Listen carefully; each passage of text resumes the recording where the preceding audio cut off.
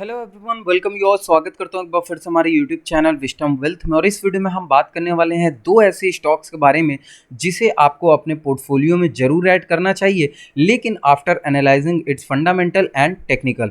जी हाँ, दो स्टॉक्स में से पहला स्टॉक आपको दिख गया होगा, बालाजी एमाइंस लिमिटेड का।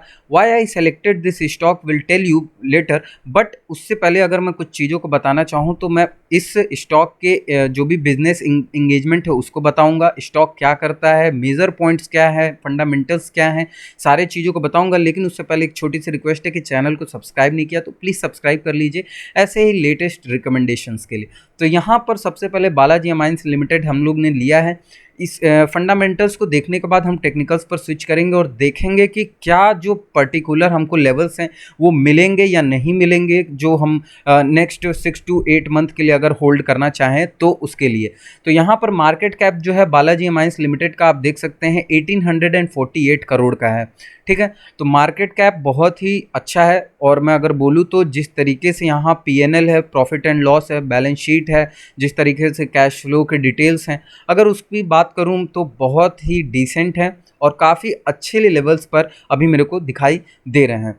देखिए यहाँ पे जो मैन्युफैक्चरिंग और सेलिंग का बिजनेस है बालाजी एमाइंस लिमिटेड का, ये एक स्पेशलिटी केमिकल्स क्रिएट करते हैं, यानी कि एक स्पेसिफिक केमिकल्स क्रिएट करते हैं एंड उसी केमिकल को they sell into different pharmaceutical companies like Sun Pharma हो गई, आपकी ग्लेनमार्क हो गया, या अदर भी ऐसे ही अच्छे अच्छे कंपनीज को they sell there that special chemical.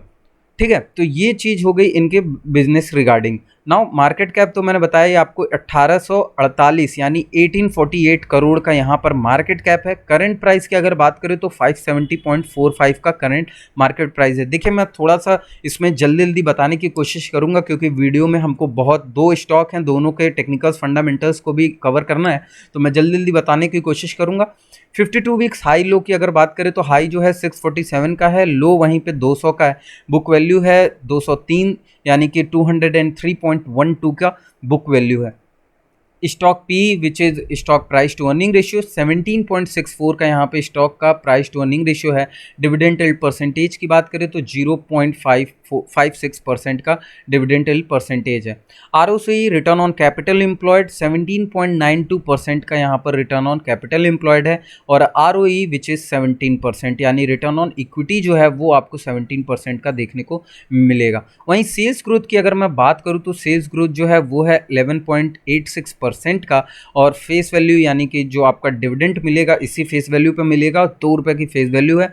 Date to equity ratio जो है वो है 0.39 का।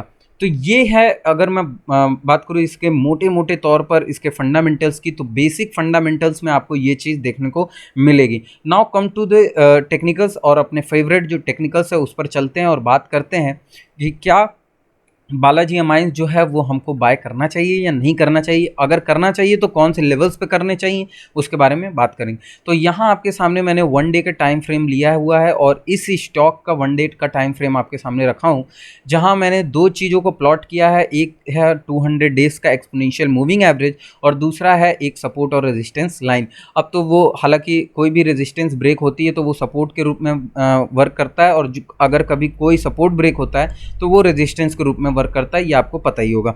तो नाउ यहाँ पर क्या सिचुएशन है, यहाँ ये सिचुएशन है कि एक रेजिस्टेंस लाइन जिसको मैंने ड्रॉ किया है, ये रेजिस्टेंस लाइन बहुत ही ज़्यादा सॉलिड रेजिस्टेंस लाइन देखने को मिली थी बालाजी एमाइंस में। लेकिन व्हेन इट ब्रेक्स, जब ये ब्रेक हुआ, यहाँ पर पूरी तरीके से मैं दिखाने की कोशिश करूँगा। थोड़ा सा मैं इसको जूम इन करता हूँ और इसको दिखाता हूँ आपके सामने। जी हाँ, ये रेजिस्टेंस पर फेस हो रहा था, एक रेजिस्टेंस फेस किया, सेकंड रेजिस्टेंस फेस किया, एंड नाउ थर्ड टाइम में इसने एक ह्यूज बुलिश कैंडल के साथ एक ब्रेकआउट दिया। ठीक है, अब ये सिनेरियो इस बालाजी एमाइंस लिमिटेड में अभी तक देखने को मिला, लेकिन ऊपर के लेवल्स पर बहुत ही अच्छा रन दिखाया एंड देन रन दिखाने के बाद अब कहीं ना कहीं थोड़ा सा कूल डाउन देखने को मिल रहा है, या कूल ऑफ आप बोल सकते हैं कि देखने को मिल रहा है बालाजी एमाइंस में। तो अब लेवल्स क्या हो सकते हैं इसमें बाइंग के लिए, नेक्स्ट 6 to 8 मंथ की बाइंग अगर हम करना चाहें तो क्लियरली 200 डेज के एक्सपोनेंशियल मूविंग एवरेज के ऊपर है अभी मार्केट। इट डजंट मीन कि ऊपर है तो आपको कहीं भी ब्लाइंडली बाय कर लेना है, ऐसा कभी नहीं करिएगा।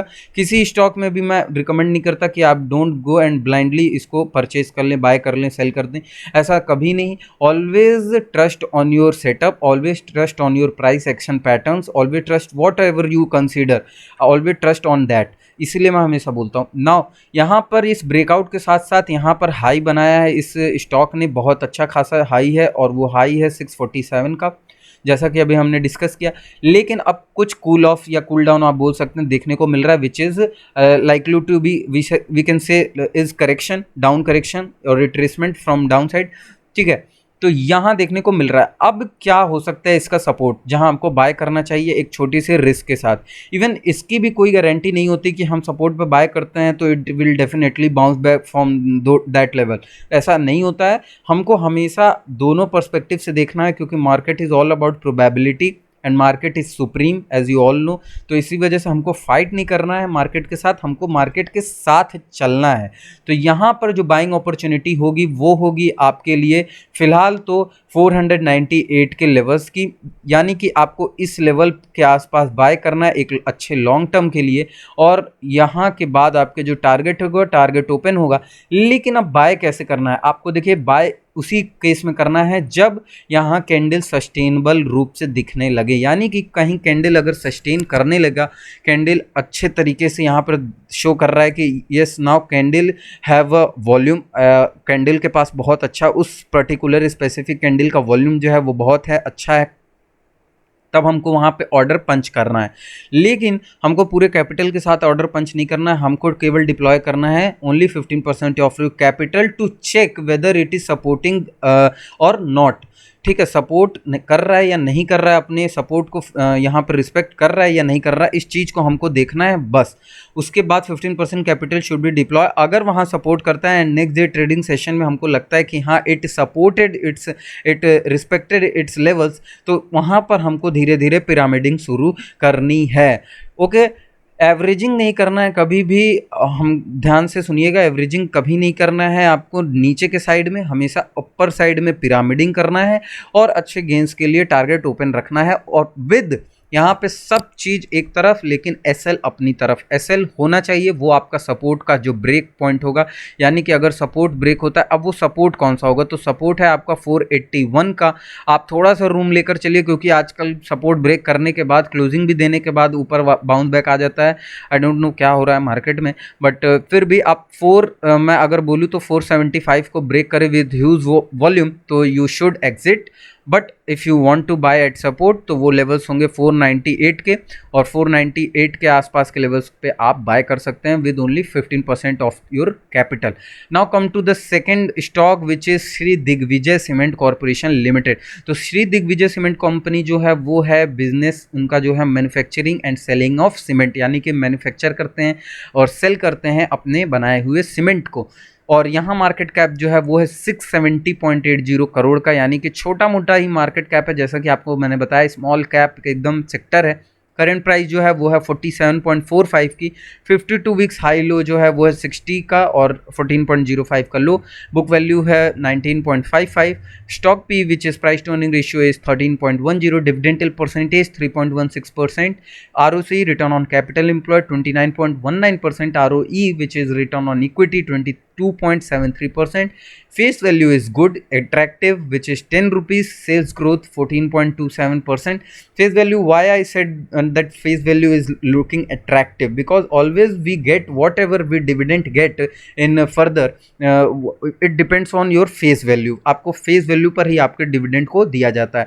Debt to equity ratio is nil, यानी कि there is no debt to equity ratio is available for this particular stock, यानी कि जो वो है आपका कर्ज, वो इस स्टॉक पर नहीं है। Now come to the art technical, और टेक्निकल पर देखते हैं कि क्या टेक्निकल्स पर हमको बाइंग करनी चाहिए या नहीं करनी चाहिए। तो देखिए यहाँ पर एक लेवल जो है मैंने ड्रॉ किया है, only one level I have drawn over here which is 42 का, 42.32 का। नाउ थिंक इज कि अगर 42.32 के लेवल्स को यहाँ पर रिस्पेक्ट करता है एंड बाउंस बैक दिखाने की कोशिश करता है, then we can consider it as a buying side for next 1 to 8 month. जी हाँ, 1 to 8 month we can consider for buying level. Now अब क्या अब इसके लिए कंडीशंस क्या होंगी? इसके लिए कंडीशंस ये होंगे कि इस लेवल पर जो भी क्रिएट हो रही है कैंडल, उसकी जो वॉल्यूम हो उसके प्रीवियस कुछ ट्रेडिंग सेशन, अगर मैं बात करूँ तो more than 15 to 20 trading session से ज़्यादा हो। ओके, सेकंड थिंग जो वॉल्यूम है वो आपकी ज़्यादा हो, एंड सेकंड थिंग जो कैंडल है वो it should be what thick wide and wide range candle, it should be thick and wide range candle, तब वहाँ हमको बाय करना है। और बाय कब करना है? Buy only 15% of your capital should be deployed. तो ये लेवल है 42.32 का, इसमें श्री दिग्विजय सीमेंट में, और यहाँ आपको बाय करना है। एसएल शुड बी योर 42.32 का, यहाँ पे आप 40 लेकर चलिए, क्योंकि 40 का ब्रेक करता है विद हाई वॉल्यूम, तो यू मे एग्जिट।